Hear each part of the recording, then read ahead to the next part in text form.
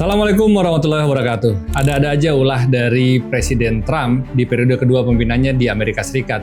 Setelah di awal tahun mengguncang dunia dengan penangkapan Presiden Venezuela Maduro, nggak lama kemudian Trump ini lagi-lagi bikin kebijakan atau peraturan keputusan yang juga mengguncang seluruh dunia. Bagaimana enggak, Donald Trump akhirnya meresmikan yang disebut dengan Board of Peace atau Dewan Perdamaian. Kita tahu sebelum diresmikannya Board of Peace ini, Trump banyak sekali melakukan keputusan-keputusan atau order eksekutif yang ditandatangani olehnya untuk mencabut keikutsertaan Amerika Serikat dalam berbagai lembaga dunia. Bahkan Trump memotong anggaran untuk PBB. Nah, di sini gua akan bahas apa itu sebenarnya Dewan Perdamaian versinya Trump dan apa perbedaannya dengan Dewan Keamanan yang sudah dimiliki oleh PBB sebagai badan internasional yang seharusnya berfungsi untuk menjaga perdamaian dan stabilitas internasional.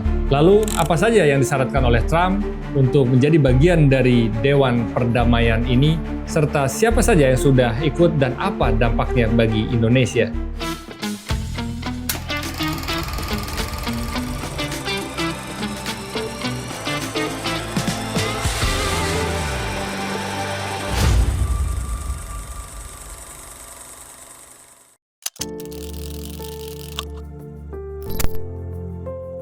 Kita tahu ya, di dunia ini kan ada yang namanya PBB atau United of Nations, Persekutuan Bangsa-Bangsa, yang dibentuk pasca Perang Dunia Kedua, di mana fungsinya adalah untuk menjaga kestabilan dan perdamaian di dunia dengan berbagai lembaga-lembaga internasional yang berada di bawah naungan dari PBB. Nah, salah satu fungsi dari PBB ada yang namanya Dewan Keamanan. Di situ udah jelas, Dewan Keamanan berfungsi untuk menjaga keamanan di seluruh wilayah dunia ini. Meskipun ya kita lihat nggak selamanya Dewan Keamanan ini bersifat netral ya. Berkali-kali Amerika Serikat memveto keputusan atau resolusi-resolusi yang diusulkan oleh Dewan Keamanan PBB jika tidak sesuai dengan keinginannya. Nah, dulu nih sejarahnya nih teman-teman ya. Biar kita refresh dikit, PBB ini dibentuk pasca Perang Dunia Kedua. Dan yang menjadi anggota tetap Dewan Keamanannya adalah para pemenang Perang Dunia Kedua, yaitu Amerika Serikat, Uni Soviet atau yang saat ini disebut dengan negara Rusia, Inggris, Prancis, dan Tiongkok. Nah, mereka inilah inisiator pembentuk PBB pasca perang tersebut.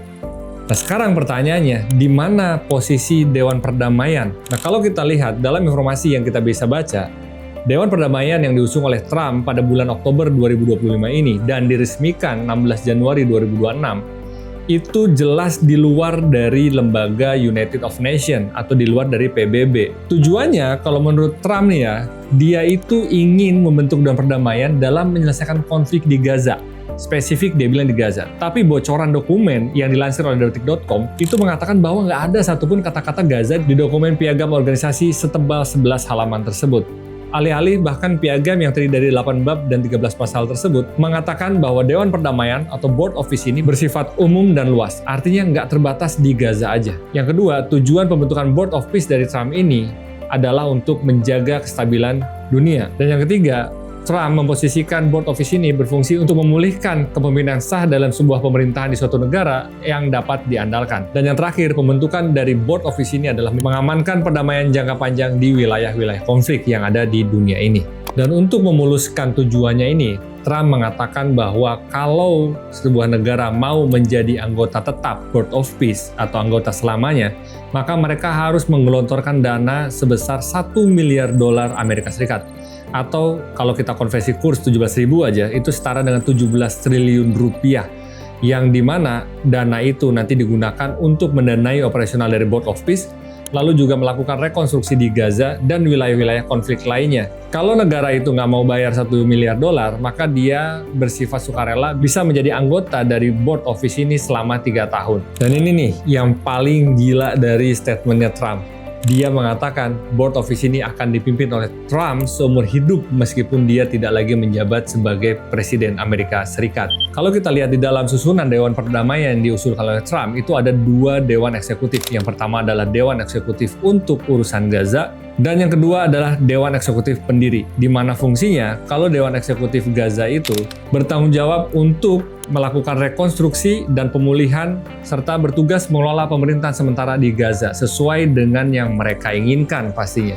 Nah, kalau di Dewan Eksekutif sendiri, itu tujuannya adalah fokus pada investasi dan diplomasi. Ada yang menarik, kalau ada yang tidak mau gabung di dalam board office, maka Trump mengancam akan menaikkan tarifnya lagi. Lagi-lagi nih, Trump senjatanya adalah menggunakan tarifnya. Nah, kalau ada negara yang nggak mau gabung, baik itu sukarela ataupun berbayar, dia mengancam akan menaikkan tarifnya lagi jika ingin masuk ke dalam pasar Amerika. Banyak yang mendukung, tapi juga nggak sedikit yang menolak. Kenapa? Karena dianggap bahwa Dewan Perdamaian ini tentu saja akan melemahkan posisi PBB yang telah dibentuk puluhan tahun, yang telah berfungsi untuk menjaga kestabilan antar negara di dunia saat ini. Nah, bahkan bagi yang mendukung pembentukan board office ini, mereka mengatakan bahwa mereka membutuhkan sebuah badan yang lincah, yang bisa menekan, yang bisa mempunyai power yang kuat untuk menghentikan konflik yang terjadi di sebuah area. Kalau mereka lihat, ini adalah kegagalan dari Dewan Keamanan yang selama ini tidak bersifat mengikat, hanya himbauan-himbauan saja, juga tidak bisa mengambil keputusan secara cepat, karena banyaknya anggota-anggota Dewan Keamanan yang terlibat, dan bahkan, sekali lagi, resolusi-resolusi yang sudah disusun pun itu bisa diveto kapan aja oleh Dewan Keamanan yang bersifat tetap, sehingga resolusi yang sudah disusun tidak dapat dijalankan sebagaimana mestinya, sebagaimana tujuan dibentuk resolusi tersebut. Menurut gue sih ini agak ironi ya, Trump yang kita lihat aktualnya saat ini, bahkan dia menjadi sumber dari berbagai macam gejolak yang terjadi di dunia ini, bisa-bisanya membentuk Board of Peace yang dipimpin oleh dia, yang seolah-olah dialah pencipta perdamaian di dunia ini. Dilansir dari pernyataan juru bicara Kementerian Luar Negeri Indonesia bahwa isu yang saat ini berkembang bahwa Indonesia sudah membayar keanggotaan sebesar 17 triliun itu belum benar atau tidak benar, bahkan belum dibahas dalam keputusan apakah Indonesia akan ikut serta dalam organisasi yang diusung oleh Trump tersebut. Memang sudah dibahas apakah Indonesia akan masuk sebagai anggota tetap atau sebagai sukarela saja. Tapi ini belum menjadi keputusan bagi Indonesia. Dan gua berharap sih pemerintah perlu hati-hati ya dalam mengambil keputusan tersebut, karena 17 triliun itu bukan duit yang sedikit. Di internal aja, di Indonesia aja, ya kita tahu kita lagi butuh banget likuiditas untuk menaikkan ekonomi di Indonesia. Nah, kalau sekarang tiba-tiba kita harus melakukan setoran, menurut gua itu sesuatu yang perlu dipertimbangkan ulang oleh Indonesia. Lalu apa sih dampaknya dengan kehadiran Board of Peace di dunia ini terkait dengan kondisi politik, kondisi bisnis, dan ekonomi, khususnya di Indonesia? Keputusan Indonesia masuk atau enggak itu pasti akan berpengaruh terhadap hubungan Indonesia dengan Amerika. Kita tahu Amerika juga merupakan salah satu partner dagang yang utama bagi Indonesia. Dan kemarin kita sudah menerima kenaikan tarif yang dilakukan oleh Trump terhadap Indonesia. Nah, kalau misalnya nih, Indonesia masuk ke dalam Board of Peace, sedangkan Indonesia saat ini juga sudah masuk ke dalam BRICS, atau organisasi yang diusung oleh China, Brazil, Rusia, India. Apakah Indonesia akan bermain aman di tengah-tengah, tetap masuk Board of Peace, masuk BRICS juga untuk menjaga stabilitasnya, tidak mencari musuh, dan tetap mempertahankan hubungan dagang di antara keduanya?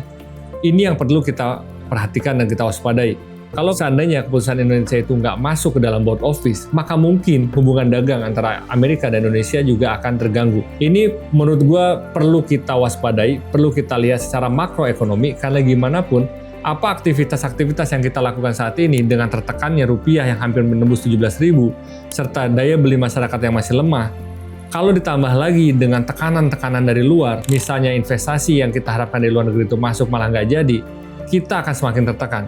Tapi satu sisi, ini juga menjadi challenge atau momentum bagi Indonesia untuk bangkit dari sumber daya yang dimilikinya sendiri. Maka ini adalah sebuah tantangan bagi kita di Indonesia, apakah kita akan stand up, berdiri di atas apa yang kita miliki, atau kita masih menimbang-nimbang karena kita butuh bantuan dari negara-negara luar. Nah, buat kita nih, para pelaku usaha, pelaku bisnis, di 2026 ini, sekali lagi, selalu akan ada tantangan. Ini pernah gue bahas di video gue sebelumnya tentang Outlook 2026, bahwa kejadian-kejadian atau masalah-masalah yang terjadi di 2025 itu akan juga terjadi dengan bentuk lainnya di 2026. Jadi kita harus semakin adaptif, dan sekali lagi disiplin dari cash flow itu adalah menjadi kunci, karena uang itu akan semakin mahal dan kita nggak bisa lagi melakukan keputusan-keputusan bisnis yang tidak rasional. Yang kedua, seandainya Indonesia gabung ke Board of Peace dan juga melakukan pembayaran senilai $1 miliar, maka tentu itu akan menguras APBN. Dan kalau menguras APBN, maka GDP kita itu akan mungkin terganggu. Kita tahu rumus GDP itu adalah government spending salah satunya. Sehingga kalau government spending atau budget alokasi dana yang dimiliki oleh Indonesia tidak digunakan untuk melakukan penggerakan ekonomi dalam negeri, bahkan malah dialokasikan untuk ke board office, itu dampaknya akan menekan GDP Indonesia itu sendiri. Jadi gue sih sangat berharap pemerintah perlu sangat hati-hati dalam melakukan keputusannya. Kalaupun untuk tujuan perdamaian, dan selama ini Indonesia sudah dalam posisi yang benar, karena selalu mengirim pasukan-pasukan perdamaian, itu yang paling mungkin dilakukan. Kalau sampai menekan lagi laju pertumbuhan ekonomi di Indonesia, tentu sangat kita sayangkan. Dan tentu aja kita semua berharap bahwa kebijakan-kebijakan Indonesia di bawah kepemimpinan Presiden Prabowo ini akan lebih mendukung perekonomian di dalam negeri dibanding hanya pencitraan di luar negeri. Gimana menurut lo, apakah board office ini akan menciptakan perdamaian dunia atau malah menimbulkan perang dunia? Gue Mr. Catur, hidup taat, hidup sehat, hidup manfaat.